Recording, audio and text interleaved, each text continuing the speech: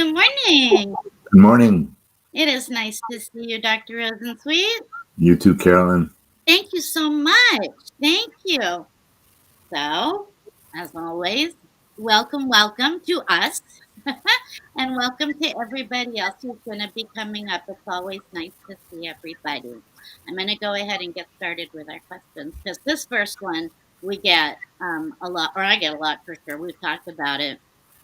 And the question goes as such. I wake up in the morning, early mornings, like middle of the night, really, racing heart, pounding heart, anxiety, sharp pain in my head. Uh, and I'm saying but actually, it's come from quite a few women, enough so to send us to the emergency room. We go to the emergency room, everything, comes out normally. And many of us are sent home with a prescription for an antidepressant that doesn't work, and we keep getting this feeling. Can you explain that? I think so. Thank you. For one thing, the great news is they go to the emergency room and nothing is found. Yes. That's a wonderful thing because describing that constellation of symptoms, there are times when things can be found. Mm-hmm. Sometimes severe things, cardiac things. However, in a perimenopausal or menopausal woman, this is an extremely common story. So many women have woken up in the middle of the night, their chest is pounding. Sometimes they have chest pain, have heart palpitations, racing pulse, anxiety, and they go to an emergency room because it feels that scary and that uncomfortable to them. And most of the time, what's going on is they're getting the biology of the fight or flight response right there in the middle of the night. It's as if they were attacked by a saber-toothed tiger in the middle of the night. And you get the biology of that. And that the vanguard of that biology is a hormone called adrenaline. And there's many people that we could produce that exact same symptom constellation just by injecting adrenaline to somebody. Ugh. Which happens it happens from time to time in emergency situations. Adrenaline makes the heart race. You get heart palpitations. You can even get coronary artery restrictions with some chest pain. And so it's a very, very common symptoms. And what in the heck triggers something that intense in the middle of the night? Low hormones. A woman's body does not like low estrogens. And in the middle of the night, it triggers the biology of the stress response, or it can do that. Very often, when the woman awakens, she not only has heart palpitations and they've captured her attention, Mm-hmm.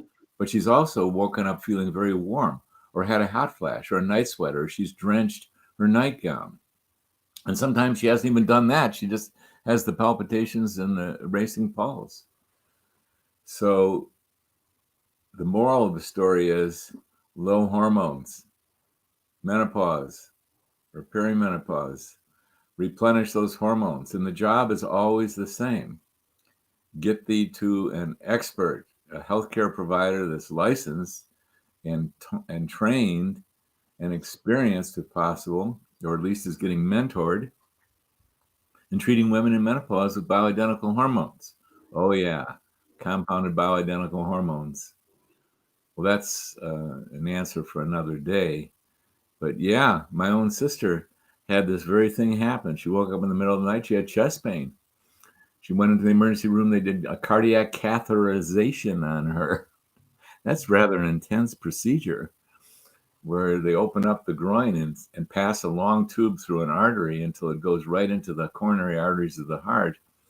And they're what they're looking for is obstruction of those coronaries, which, it sounds rather drastic, but there's time when looking at the obstruction of the coronaries is a big deal, especially when a woman has a clot in a coronary artery, and that clot can be removed and a stent can be placed. So this is not so outrageous as you might think at all. that they would do that because they could have a remedial situation there, remediable.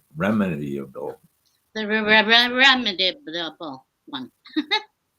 So there it is, awaken with a racing heart at night, such a common symptom of low estrogens. So would it be right to say that when we're perimenopausal or menopause, when we are not making any estrogen, that the body, in its wisdom, recruits in another hormone in its place, and that one could be adrenaline? No, Oh, okay. Thank you. So it's not doing that. no, it's just stressful.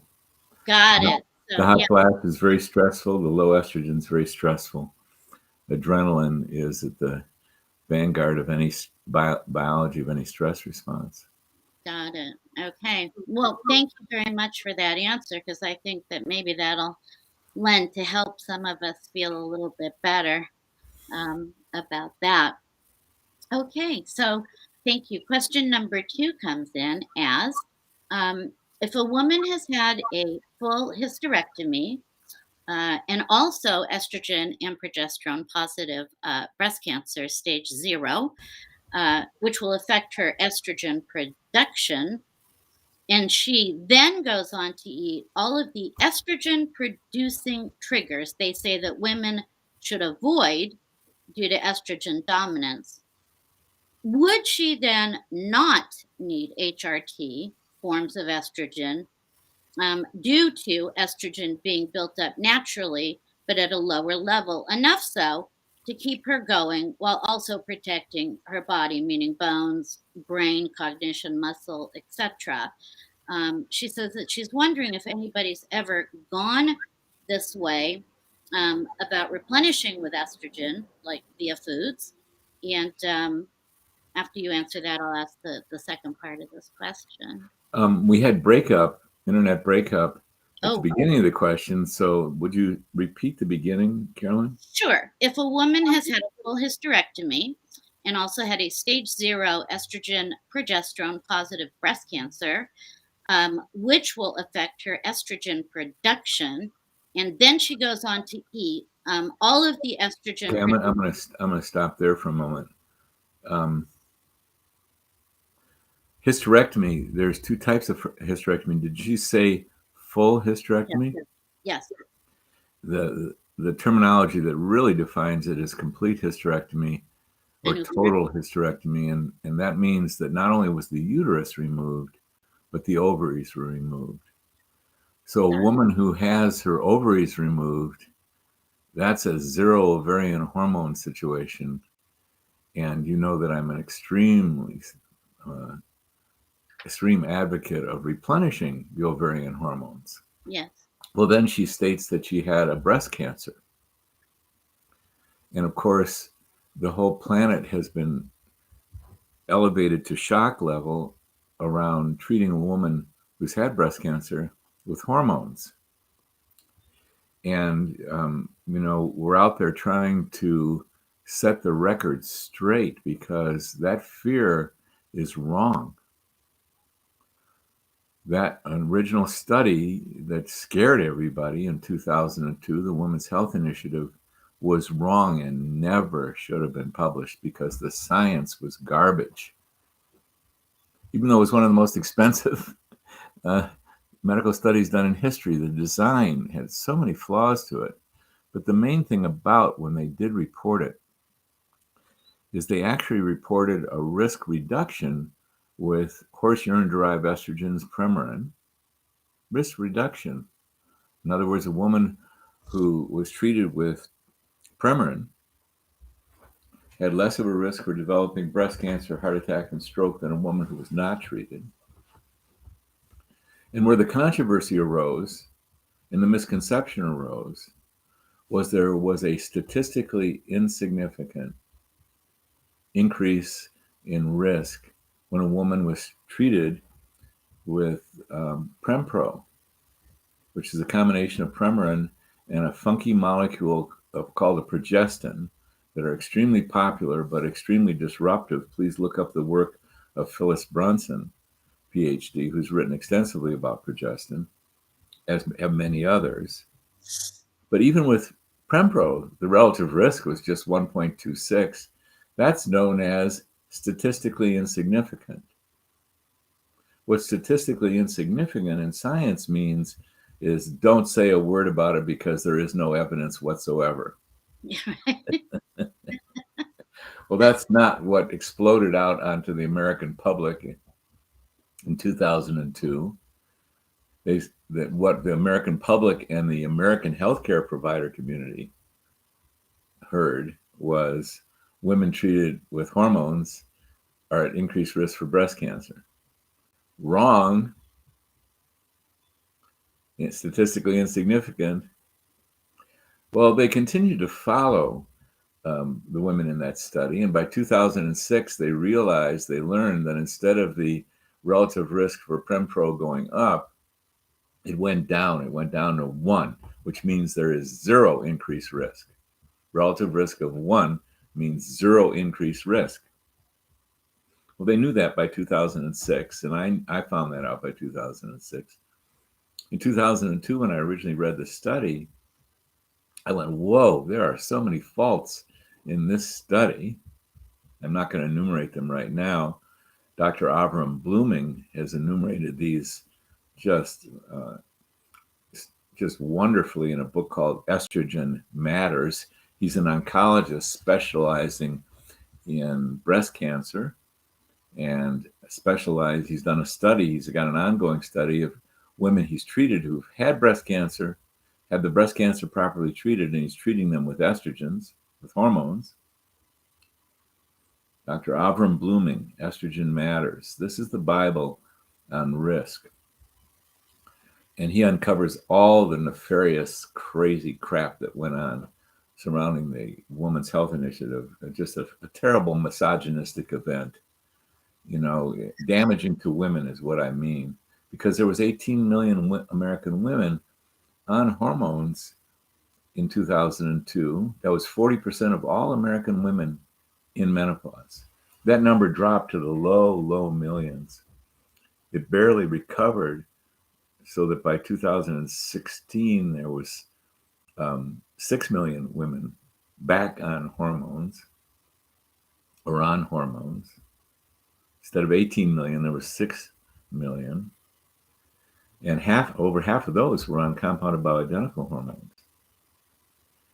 And I'm mentioning this as a horrible event because what happens to men when they lose their testosterone is bad news. Mm-hmm. And I'm not going to enumerate what it is in men because this is primarily about women. What happens to women who lose their ovarian hormones is bad news. If you hear any intensity in my voice, it's because it's bad news. Because you wind up losing your muscles, your bones, your vagina, your bladder, you get adult diapers, you go to canes, walkers, wheelchairs, assisted living facilities, nursing homes, lose cognition, lose sleep, lose mood.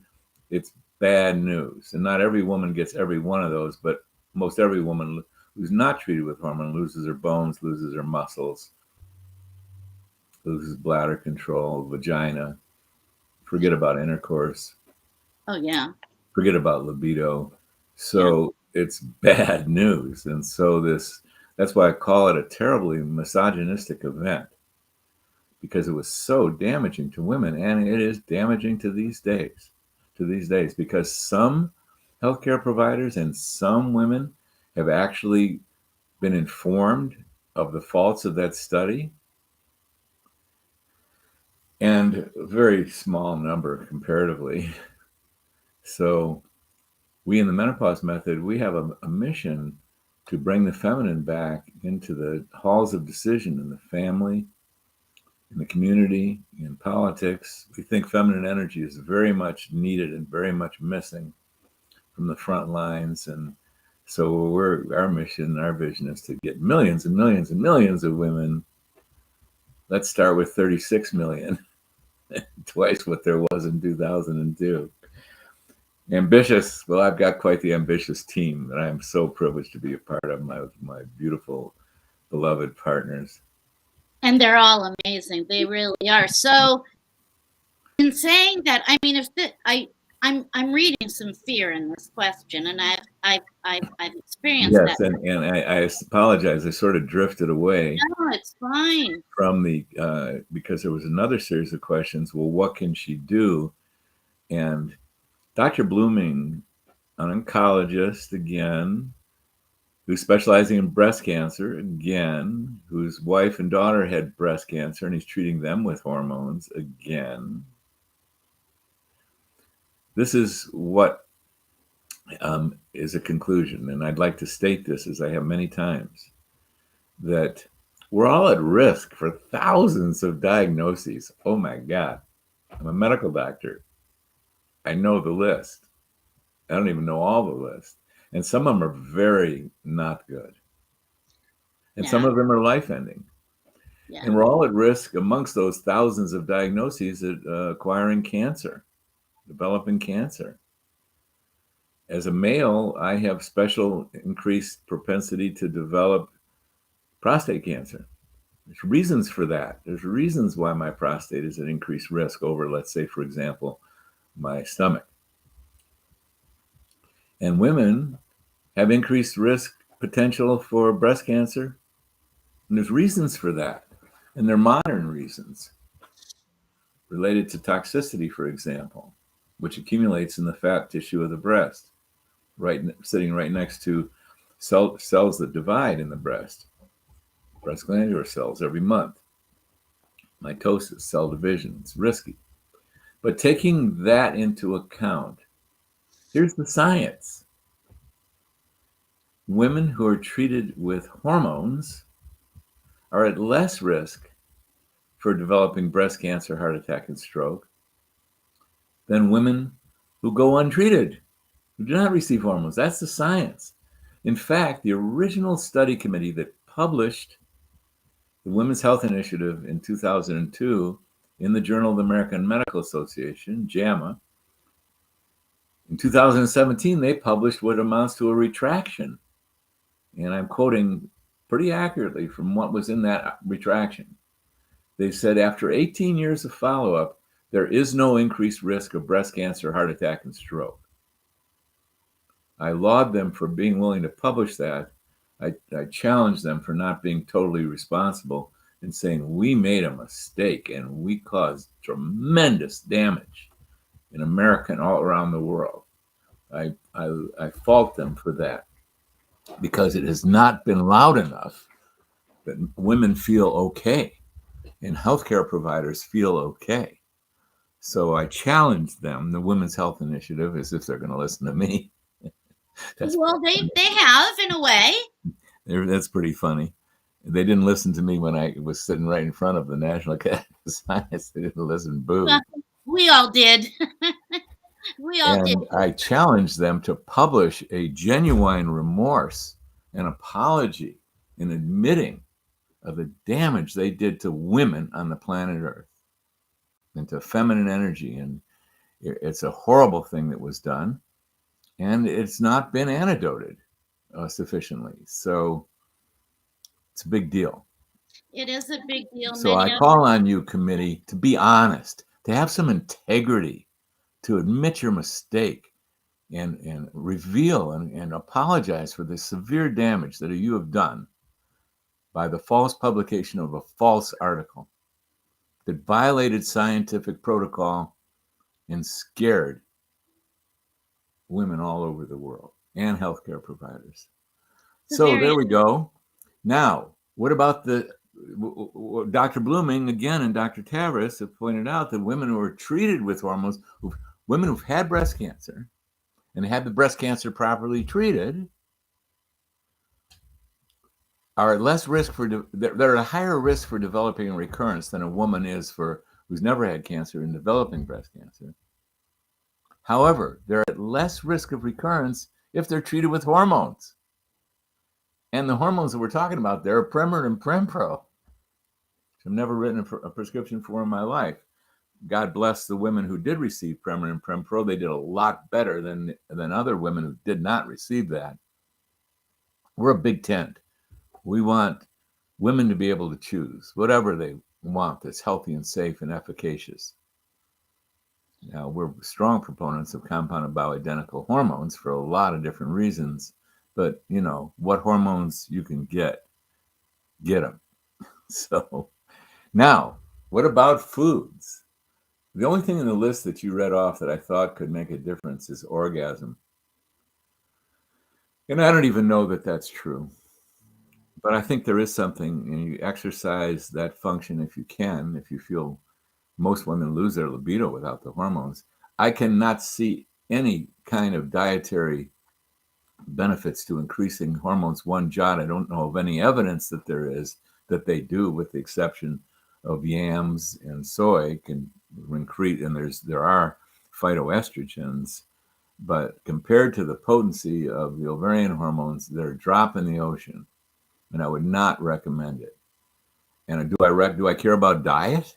Oh my God, I was hired by the state of New Mexico and I wrote a paper on nutrition. I think it's a crucial subject. And I've been scrupulous in my own nutrition, 100% organic at home for 45 years. That's how much I think of nutrition. However, um, I don't see a woman who. Why am I coming out on that strongly? Because these hormones are really crucial for your bones, for your arteries, for your brain, for your ability to sleep, for your libido, for your vagina, for your bladder, and on and on. And so to try and put it together with foods, yes, do good foods. Go wild. Become an expert over 5 years in shopping and cooking, prepare food preparation. But I wouldn't want to send someone down the wrong path to try and replenish ovarian hormones with food. So No. yams and soy, you don't feel Well, would. it's all fine, but I'm not going to give it any credence because the magnitude of loss is tremendous, and it's the ability to replenish is so available. And so you find someone. Your job is always the same. It always comes. You and I have been doing this for quite a while, and the main thing that every woman needs to know is you have a job to do, and your job is to go seeking a licensed healthcare provider who can prescribe ovarian hormones, who's been trained in treating women in menopause, and has got some experience or is getting mentored in it, as we do for providers in our program. We mentor them, we train them, and we mentor them. That's your job. You got to go find someone like that, and someone that you like and trust, who's willing to go through the process with you, because it is a process. It's not, here, take this and we'll see you in a year. It doesn't work like that. We Right. spend between 4 and 20 hours with a woman in the first year, because there's a lot of individualizing to do to get it really right. So your job is, no matter all this information that I say on this particular Facebook Live and all the information out there, it all comes down to this: get someone who knows what they're doing and go on a journey with them and dial it in. And then once you dial it in, there's very little change year to year, and you get 10, 20, 30, 40 years of gratitude so deep you won't believe it. It's quite true. It is quite true. Um, You know geez, what I'd like to do, Carolyn, is I want to shift our focus on this Facebook Live. I want to answer some of the questions that come up, because these folks are actually tuning in, and their level of commitment and their interest is very high. And okay. then the other thing I'd like to do is, there's a lot of information that's showing up on your Facebook page called Ins and Outs of Menopause. I personally just don't have the time to address the questions there. And as you and I have spoken about, I would like to I'd like to spend at least half the time that we're here answering the questions that come up on the Facebook Live. And there's a lot of them. And I also want to address a lot of misinformation that's going on that Facebook page. It's very disturbing for me to read. There's women giving out advice that's wrong advice. I'm not saying that universally, but I've seen enough of it to go, where did they get that?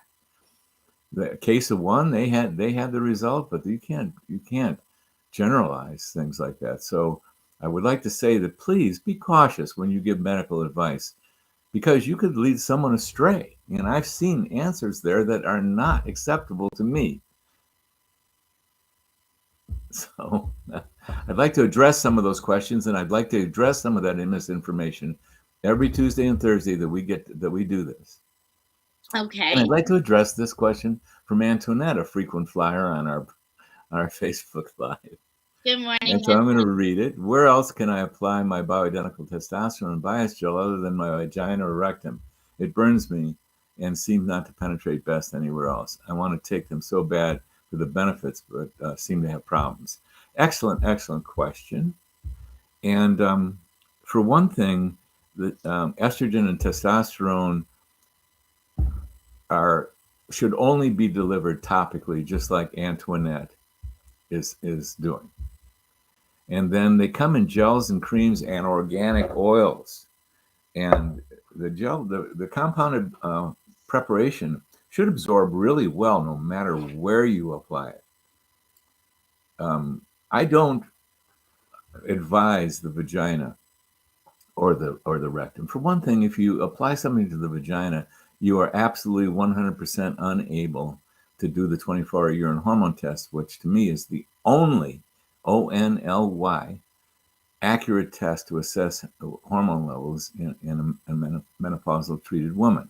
That doesn't apply to women who are young, and blood tests can give us a lot of information. And some practicing providers get some good information from blood tests. I don't want to totally throw that out the window, but I would like to throw out the window as not being okay. And I'm strongly opinionated in this regard. Salivary testing and urine 5-point peeing onto a filter paper. Very big objections to that. If they were good, I'd say great. But there's scientific reasons why they're not. So if you apply this stuff in your vagina, you are not going to be able to get a 24-hour urine hormone test. And if you're having sexual intercourse, your partner is going to pick up what you put in there. Occasionally, we have advised women to apply the testosterone or other hormones to their external perianal mucosa. And then I started applying my testosterone to my external perianal mucosa. And I said, you know what? I'm not loving doing this. And I've been suggesting this to women for years. I'm going to reverse my position on this. How can I advise this when I myself am not loving doing this? So where you can apply these hormones is you should have a preparation that absorbs really, really, really well. Our organic oils, we have hundreds and hundreds and hundreds and hundreds of tests showing how well these things absorb. And we recommend that you apply the bias to the soft part of your forearm, just like Carolyn is demonstrating. We suggest that you apply the topical progesterone to your inner thighs or the back of your arm, like Carolyn is demonstrating there. And you can apply these to a lot of different places. Testosterone, you want to be cautious to not apply it to an area of skin where there's hair follicles, or you're going to grow some hair there. But there's a lot of areas on a woman's body that does not have hair follicles. And you could apply it, for example, it's a metaphor, apply it over where the ovaries were. So if you're lying on your back and you go to your lower abdominal quadrants, right and left of the pubic region, just above the groin, you could apply it there. You can apply testosterone to your posterior deltoid region. You can apply testosterone to a lot of places. And I highly recommend that. And you should have a preparation that absorbs beautifully from the skin, because they do. And I know this for a fact. I know our organic oils do. Can you apply it to the groin area, like where the pubis Absolutely. is? As you approach the groin area, there are hair follicles, especially in the pubic hair region, which is no problem if I think pubic hair, there's something to be said about pubic hair. And it seems crazy to me what goes on in the pubic hair department. For another interview. Thank you. Yes. We'll avoid pursuing this particular topic. But anyone who's messing with the original design, I think, why are you doing that? You know, and what's going to be most beautiful, whatever, however we were designed. But Yeah. I don't want people to feel bad if they've done some radical alterations down there. And I'm sure I'll Well, get pushback on this one.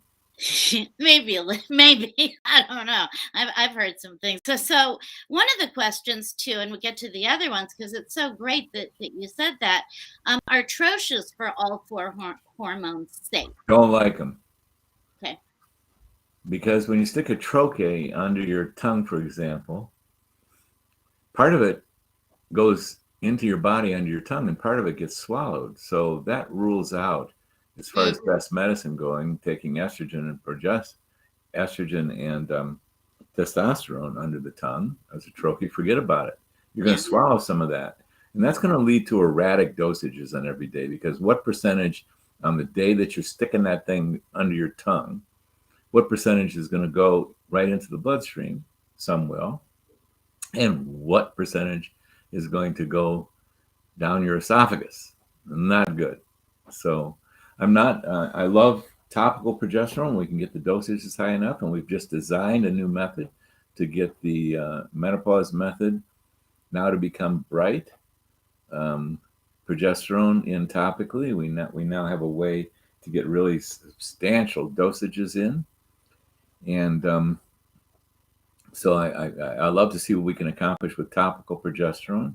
I was talking to a world expert, Phyllis Brunson, PhD, yes, last night at length, and she points out that when you swallow progesterone, and I'm still a fan of oral progesterone for special reasons when we need it, but she says you do a metabolic conversion in the upper esophagus that is not producing something that's beneficial.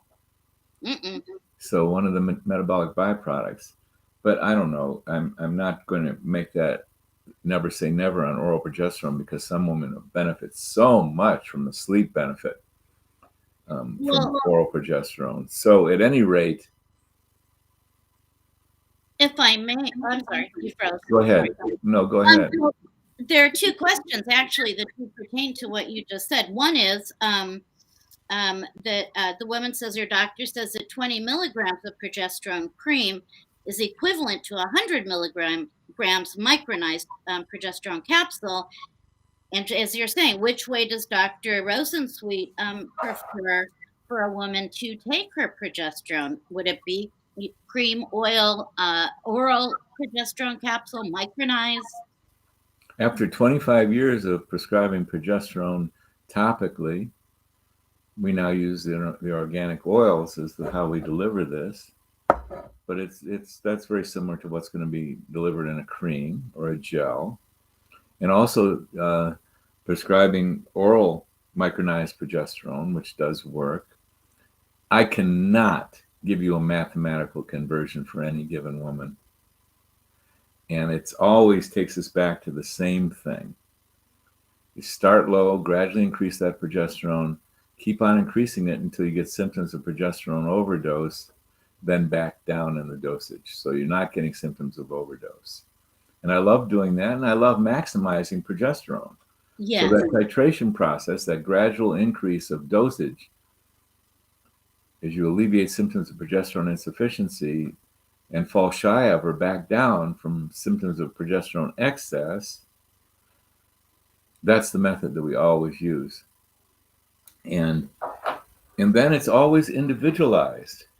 We start with topical progesterone in every single case in women in the menopause method. And then if we can't get the dosage high enough, or we're not affecting a sleep challenge well enough, we will switch to oral. And we'll do the same process. We'll start with 30 capsules of 50 milligram progesterone and give the same woman another bottle of 30 capsules of 25 milligram micronized oral progesterone. And we'll start with 50 milligrams in most cases, not all. And every couple nights we'll increase by 25 milligrams, and until the woman has a progesterone overdose. Well, progesterone is the great calmer. Right. What that means, it's a very unusual hormone. I mean, Most every other hormone you can name, with the exception of melatonin, are animators. They're recruited for fight or flight, get up and get going, all the rest of and really get going. They work terrific for the stress response. They double up. Not progesterone. Progesterone is the great calmer. So when you take too much progesterone, you get too calm and you can get depressed. You can wake up in the morning like you have like feeling like you had a hangover from taking an overdose of a sleeping pill the night before. Too calm. So when a woman hits that level, we back her down to something shy of that. And usually she gets great sleep benefit, great mood benefit. You And we deliver that either topically or oral micronized progesterone. So may I ask you this then? Why is it that we take this progesterone daily when we didn't make it daily? This is a good question and a very interesting question. I thought so. It's on my list. It didn't come up, I don't think. In the early 2000s, winning half being the case that I really love spreadsheets and I really love copying nature, and I won half of the high school math cup. I had to share it with my friend Louis Sempliner. But we split the high school math cup. So loving math, I thought, why not try and copy nature? We know that progesterone in a normal, healthy woman who's menstruating, the first 14 days, she's got a small amount of progesterone. And then after the first 12 days, usually on day 12, when a woman ovulates, if she ovulates, if she ovulates, she'll produce an astronomically high level of progesterone, 100 times the amount of estrogen, milligram per milligram. A woman's body really seems to treasure progesterone for a lot of good reasons. If she doesn't ovulate, she's going to continue with a very, very low amount of progesterone that's primarily coming out of the adrenal gland.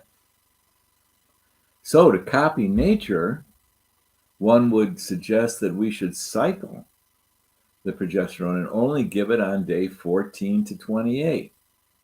So when I started out treating women in menopause 25 years ago, that was my instruction to women. And then Uh-oh. You froze. I really like that progesterone. And when I take it on days 14 to 28, that's when I feel really good. But when I stop taking it, I don't feel as good. Could I start taking it earlier in the cycle? Okay. All right. And because I didn't know, you know, this is happening in a woman's body. I've always had a lot of respect for that. I said, sure, why not? And invariably, I would get this response. Well, I've already been doing that, and it feels great. I'm glad to hear. Glad to hear it's okay with you. Okay, good. You froze there for a second, so we missed a little bit. I guess a patient had come in and made the suggest asked you if it was okay to take more But what progesterone. they said was, when I'm taking the progesterone on days 14 to 28, I feel really good. But after when I stop taking it, I'm not feeling good. Would it be okay to start the progesterone earlier than day 14? And what did I know? It wasn't taking place in my body. Right. And I knew that progesterone had tremendous benefits with almost no downside. So I said, sure, why don't you try that? And invariably, this is what I would hear from the woman. Well, I've already been doing that, and it works great. It's glad to hear that it's okay with you. And how I've pictured this in a young cycling woman, that's a whole different story.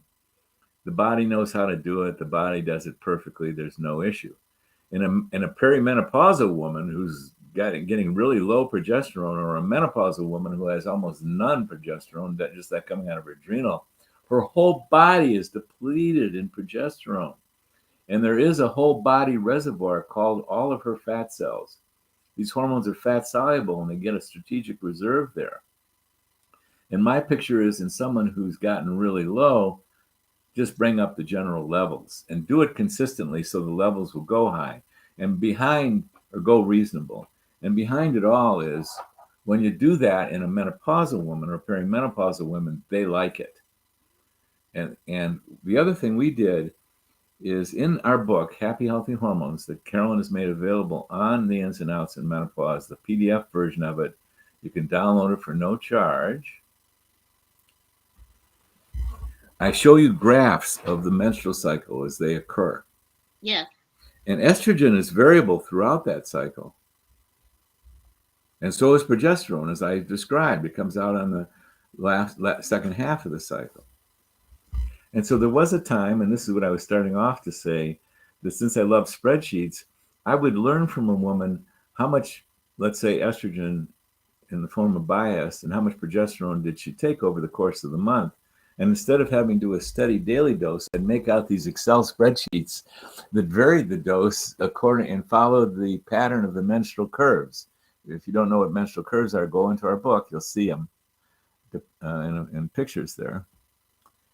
And I did that with all of my patients. I gave every single one of them a spreadsheet, and I gave them a new spreadsheet every month. I thought, let's copy nature. So here's what happened. We have an annual follow-up visit. And this is exactly what happened in the annual follow-up visit. I said, how's it going with the site with this new pattern of hormones? They'd say, well, tell you the truth, I went back to the old method of steady daily dosing. I really didn't like it. I didn't really feel as good as I did with steady daily dosing. This happened with every single woman I had ever put on these hormones and that cycling. And then Dr. Wright volunteered his laboratory to test women on throughout that cycle, see what it looked like. And lo and behold, the lowest numbers of the hormones was on day 7. Well, we would expect that. The medium level of hormones was on day 12. Well, we wouldn't expect that. That's when we'd expect the highest levels of estrogen, according to the dosage schedule. And the highest levels were on day 21. So it wasn't even working. What the ovary did and what you do when you're applying these hormones externally, they don't operate the same. So for that reason, all those reasons, we do not cycle the progesterone besides it or the estrogen. By the time a woman is low in these hormones, we're trying to bring her general body levels up, and we best do that by giving her same dosages every single day. There's some women that we stop them taking hormones once a month, but that's another story. We don't do that with all women, especially women who are running on very lean amounts of hormones. Right. Wow. That was a good answer. And thank you for listening to women. I don't know if you're frozen. Oh, you're not. Good. Okay. Thank you so much for listening because it's really important. And that's where you and I always say, do the doctor shopping, get with that person that understands you, and I'll walk this walk with you because a lot of people have a whole lot of years left to feel well, and it's amazing. Is there a question here that you're seeing? Yes, there is one by Marita. Yeah, She's saying there's no consensus on progesterone conversion. My pharmacist said 100 milligrams of oral has the same effect as 100 milligrams of topical. My GYN says you need less of the oral than of the topical. Dr. Lee's book mentions you need more of the oral than the topical. Go figure. Yes. And here's why. Every woman's individual. Like every single one of us digests and absorbs things different than everyone else. There's so many moving parts in digesting, especially in adults. So many kids, you give them anything, you give them a rock, they're going to digest it. It's probably a bit of an exaggeration.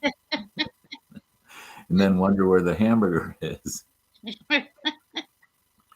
But not adults. Adults, we all have diminished digestion over when we were younger for very specific reasons. So we digest things at different rates, and skin is very different.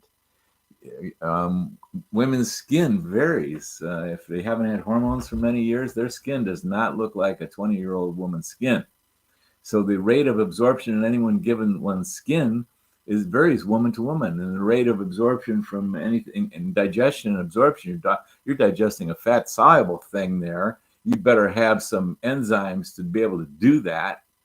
You better have a gut that's capable of absorbing things still.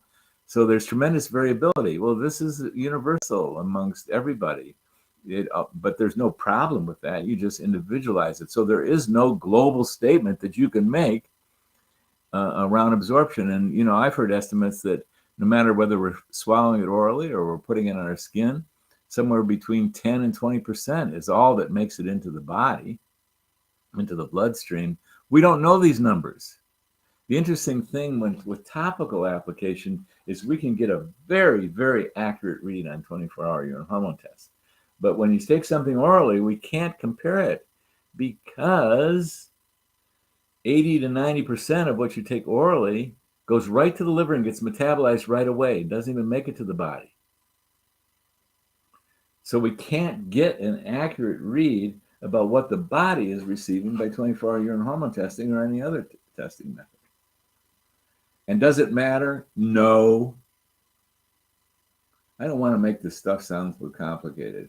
You get the 4 ovarian hormones, you do a personal individual journey to see how much of each you feel better with. Most women are going to feel quite better, or if not dramatically better, in the course of 2 to 5 months. Sometimes it takes longer, that's for sure, for a lot of reasons. And then you confirm the levels with 24-hour urine hormone tests, because 75% of women, even though they feel good, will not be on optimal dosages of the hormones. And there's ways that we define it. So the process is all the same, and all this technical stuff is fun. It's fun for scientifically oriented human beings, which I think a significant number of them show up on this particular Facebook Live. Bravo, it's fun, but I don't want to make it overcomplicated. Your job is always the same. Find someone who's taken on the study of this. For example, we have a 12-hour training program, 84 segments with exams on every single one of those segments. And seasoned providers who encounter this go, wow, this is a piece of work. And they usually have to do it 3 times because there's a lot of information. That's my point. There's a lot of information about hormones and getting it right. And then even the best of these providers, and we've got some terrific providers in our menopause method system. And even the best of them, it takes them 50 to 100 patients before they go, wow, I'm really getting my feet on the ground here. This is great. They're really starting to get good at it. And it's like anything else. I mean, anything else you do on the planet Earth. You want to get good at it, you're going to have to do a lot of it. That's how it works on this particular planet. I can't speak for other planets, but I can tell you on this planet, you want to get good at something, you got to do a lot of it. I'll talk to you guys later about the other planets. Well, thank you. Is it an okay time, Dr. Rosensweet, to bring up the question I had asked to ask you? Yeah. Okay, because I have a couple of questions again. One is, when can we sign up for the new program? I'm ready to sign up. And another one came up saying, I'm still waiting for a provider in Ohio. So Dr. Rosensweet is privy to something that he is privy to that maybe he will share with us. There is a provider in Ohio that we highly recommend if she's still taking new patients. She's great. She's a terrific, amazing doctor. And she's got much medical activity of all kinds going on. And so if you email Sheree, Sheree, at menopausemethod.com, Sheree will give you the name of this provider in Ohio. We're trying to enroll this provider to be the face of menopause method. She's that good. We like her. Wow. Yeah. Now, what Carolyn's referring to is we've got quite a team, and our team has done a very significant effort to understand what the needs of American women are. And it's been almost a year-long discovery process. And so we wound up I wound up personally interviewing a lot of American women, and so did others on our team. And here's what we learned in general. Number one, they love the idea of the menopause method. They love the idea of being treated in menopause and getting expert treatment. But when it came around to the costs, that was the end of the conversation for, I'd say, half to 2/3 of the women I interviewed. and the others interviewed as well, yes, these things have a cost to them and they're expensive. And, women are spending on the average of $200 a month for the hormones themselves. That's prohibitive. So what our team did, because we got some amazing people on it, they went and negotiated with a national pharmacy, and we've been doing that. Negotiation has been taking place over a year, and they said if we can provide the volume of prescriptions, they can lower the cost. And the contract is still in process. There's still some moving parts, so it's a little premature to announce anything. But we're gathering names. And what we should be able to do, should this go all the way through, is for $99 a month, woman can get all 4 ovarian hormones, no matter what type she needs and how much she needs, whatever strength she needs, whatever. All 4 ovarian hormones, $99 a month. So our team is working on that. And if you email us, email Joshua at menopausemethod.com. For right now, we're renaming this because we're going to expand out into treating males as well. I was one of the first test cases. We've gotten a lot of data, and we've got a real project going there. So I hesitate to say more about it because you never say yes until the ink is dried on the contract. But things look promising, so I feel safe enough to at least speak up about this. And give us your names, because there will be a way to get this to you. And if we can come to the pharmacy even earlier and say, look, we've just had 1,000 women say they want this program, that's going to be a beneficial thing. So they can write to Sherry, or they can write to Joshua. Yes, Sherry, SHEREE, at menopausemethod.com. Tell them you want Bright. You want to be in the Bright program, B-R-I-T. Oh, it's the Bright program. B-R-I-T-E. You want to be in the Bright program. You're very interested in the Bright program. Someone will contact you. And that's what we're in the process of doing. And if we're successful in providing the pharmacy the kind of numbers of women, they will be able to offer it for that price. That's beautiful. Yeah. Wonderful. Okay, well, thank you. Thank you very much for explaining that, because a post did come up on the Ins and Outs of Menopause page, and a lot of women have been writing to me, and I wasn't really quite sure who to send them to or what to say, but you just answered it, so I appreciate that very much. Back to progesterone, we have a few minutes still left. Jennifer writes, and do you think that women who don't do well on progesterone has anything to do with the adrenal glands not working well?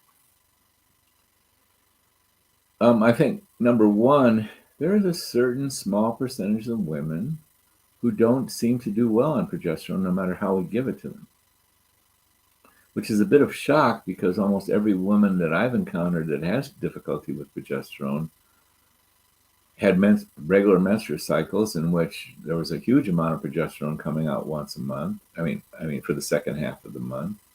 And many of these women were pregnant and had more than one child, more than one pregnancy. And my God, during pregnancy, progesterone levels are astronomical. Progestational, that's what that hormone is about, amongst many other things. It's not just what that hormone's about. So I don't understand this insensitivity, and I have some ideas about it. And what we do is we start on extremely low doses of progesterone. Uh-oh. Yikes, 5 minutes too, and I seem to have lost. Are you there, Dr. Rosensweet? Yeah, can you hear me? Now I can, yeah. Yeah, you were frozen and silent. You're there. So a certain number of women, we start very low. I mean, very low, like 1/200th of the strength that we do 99% of the women with topically. And we gradually increase, and we've had some success with that. There's some progesterone allergy and some base allergy issues. And there is a lab, Meridian Valley Lab in Washington, Tahoma, Washington, I believe, that has someone on their staff that if you send them a sample, and I forget which one it is, they can test for progesterone allergies. And if there's special sensitivities to progesterone, they can give you a desensitization protocol. See, we always try and figure out progesterone, and there's some women that I've never been able to solve that. And there's so many things that we have and don't have that I don't make a big deal out of it. If a woman's body's not tolerating it, we accept that as okay because there's many, many things we don't tolerate. So we do the best we can, and we celebrate what we can tolerate and the replenishing we can do. And universally, we can. I've never had a situation where we weren't able to replenish estrogen and biest and testosterone and DHEA. And these are so critical. So don't be discouraged.